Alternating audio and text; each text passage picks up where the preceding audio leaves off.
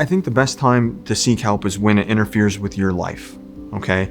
If something hurts and you're still able to do all the things that you love to do, you're still able to take care of yourself, you're still able to drive, to do the recreational activities you like golfing, or walking or running. If it's just chronic pain that's nagging you and you can still do those things, you probably just need some Tylenol, ibuprofen, give it time, rest it, ice it, that kind of stuff. But when that pain gets to the point where it's really interfering with your ability to maybe even get out of a chair or go up and down stairs or play with your grandkids or go for a walk, go shopping, have a nice dinner, sit on a chair for more than 20 minutes before your hip or your knee is killing you, then it's time to probably take a look and be seen. If they all came through the specialist first, generally there's a little more discernment on what the right thing to do is from the beginning rather than just straight to PT. A perfect example would be somebody with a rotator cuff tear, something that isn't going to heal on its own. Physical therapy exercises may improve your range of motion if you're stiff, may even slightly improve your symptoms, although more often it aggravates it. But they're certainly not going to fix the problem, and in a rotator cuff tear, a large enough tear will atrophy and retract to the point that it can't be fixable, sometimes in a matter of months.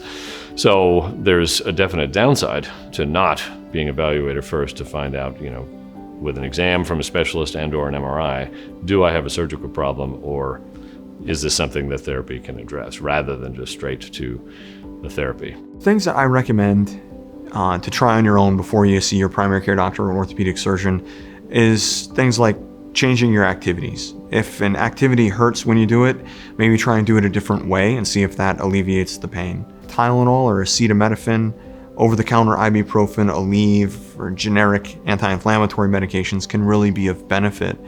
But you gotta take them more than just like for 1 or 2 doses. If you're having really bad pain, you gotta take them for probably 3 or 4 or 5 doses just to see if is it really gonna help.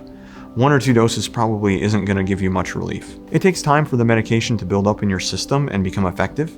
So if you only take 1 or 2 doses, it might help for a few minutes or an hour, but then it wears off. Whereas if you kind of keep it in your system for a few days, then it will help alleviate that problem, whatever it is, and maybe keep it at bay.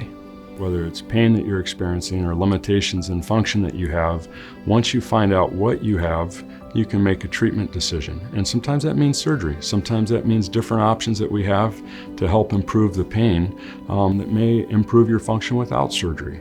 And I think that gives people peace of mind. A lot of times people will come in, they're not sure what's going on, they've been hurting for a while, and some people come in scared. They may have a tumor, they may have cancer. These are low-lying things that they'll have at the back of their minds.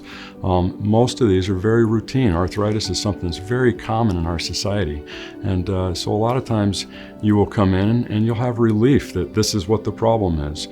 Sometimes that's not the problem. Maybe you've got hip pain and it's really coming from your back. And being able to figure some of those types of things out, I think it's important for, again, not only quality of life for people, but once they have information, you can make a decision regarding your care. And a lot of times that can improve your pain and your function.